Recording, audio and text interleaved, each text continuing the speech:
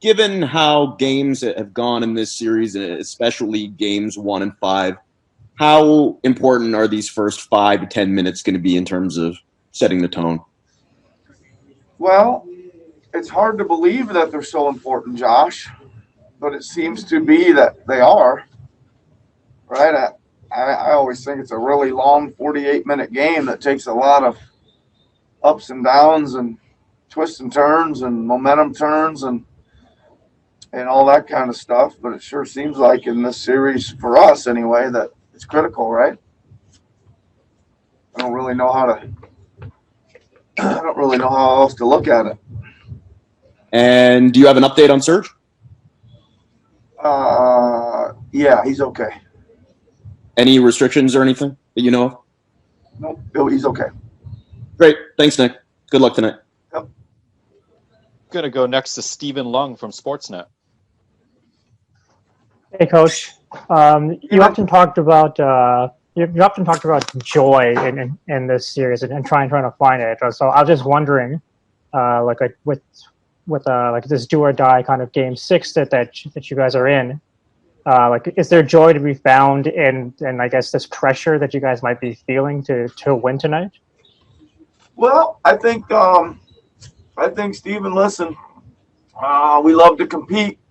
There's our love and our joy right there, and it doesn't get any more competitive than this. It's a good team. We got to win to keep our season alive.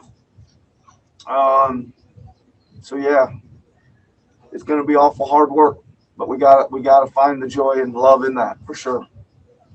Thanks a lot, Coach. Good luck tonight. Thanks, Stephen. Next question goes to Michael Grange from Sportsnet.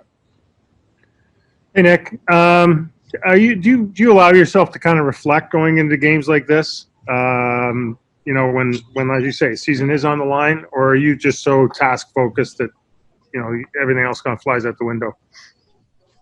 No, I don't think there's really any time to reflect for anything, Michael. I think you're right. You're just trying to, focus in on getting your guys, prepared strategically, tactically, and then mentally prepared and getting ready to go out there and do battle. So the bubble in the bubble remains. Yeah, I guess so. I mean, you gotta do it that way. I mean, there's just really no time or energy to be wasted on nothing but a really, really streamlined focus on the opponent in this game. Appreciate it, Nick. Good luck, man. Thanks, Michael. Going next to Sirat Sohi from Yahoo Sports. Hey, Nick. How's it going? How are you? Good. I'm good. Thanks for asking.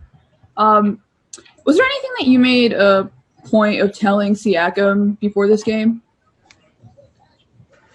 Yeah.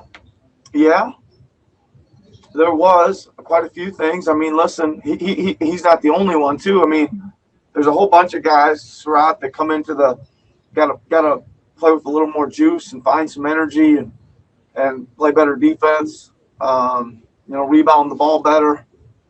I think it just starts with general getting our motors going and playing with tremendous energy, and I think that's who we are when we're at our best. So, and he's one of the best at that, right? He's one of the best runners in the league.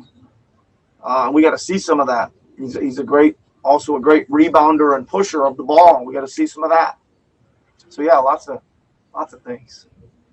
It's kind of like the first time in his career, it seems like that he's had this much negative attention on him. Like, is there anything that he can look to as getting a lot of scrutiny in the? Yeah. I mean, I don't. I just hear that he is. I don't go find it myself, but I just hear that he is. It is the first time. Sorry, you have a question? Yeah, I mean,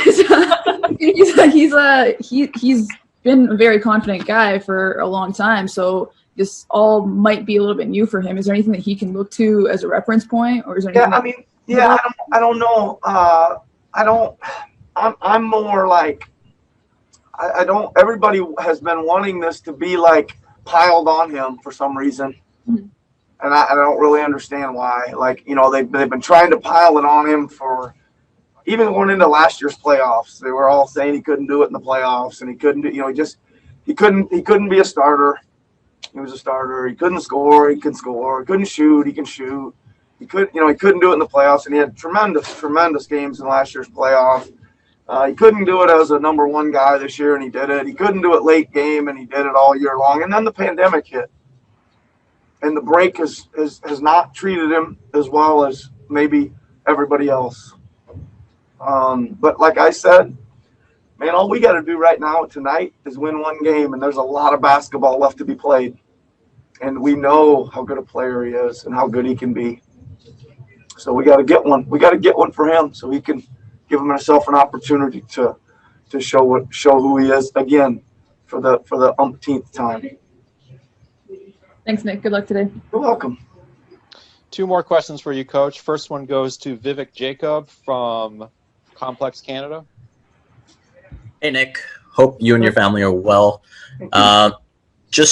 You mentioned earlier in the series that you'd given Norman Powell a short hook and that you need to ride him a little longer and play through stuff. I'm just wondering, not just for Norm, but in general, in a win-or-go-home situation, what that leash is like for you. Yeah, I mean, we need him. We need him, and again, I think same. Like, he's gonna come off the bench and he's gonna play, and he's probably gonna play through a few mistakes and few missed shots. Everybody's making them, right? It shouldn't be just him that's getting a quick hook because he's making them. Everybody on both sides is making mistakes. We need to let him play through them, and he needs to provide a spark. He needs to provide a transition spark for us, and at the rim spark and a 3-point spark. There's no doubt. Thank you, Nick. You're welcome.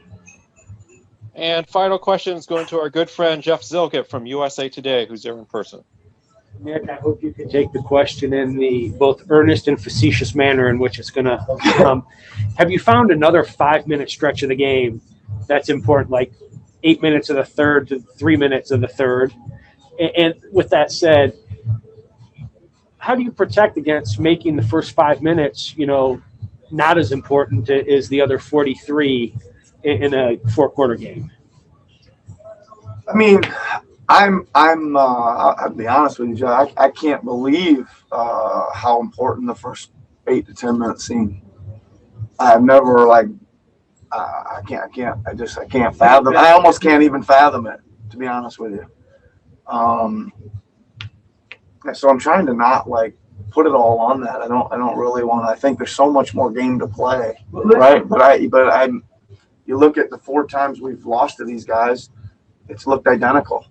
It's 25 to 10 or 35 to 18 or whatever at the end of one for whatever a million reasons, But you hear sometimes the first 5 minutes of the second half Yeah. is Well, the most important. Yeah, I would love to say to you the old adage that every possession is critical in the playoffs. And there was, I thought sometimes, and maybe it was game 2, where we were up 10 in the third.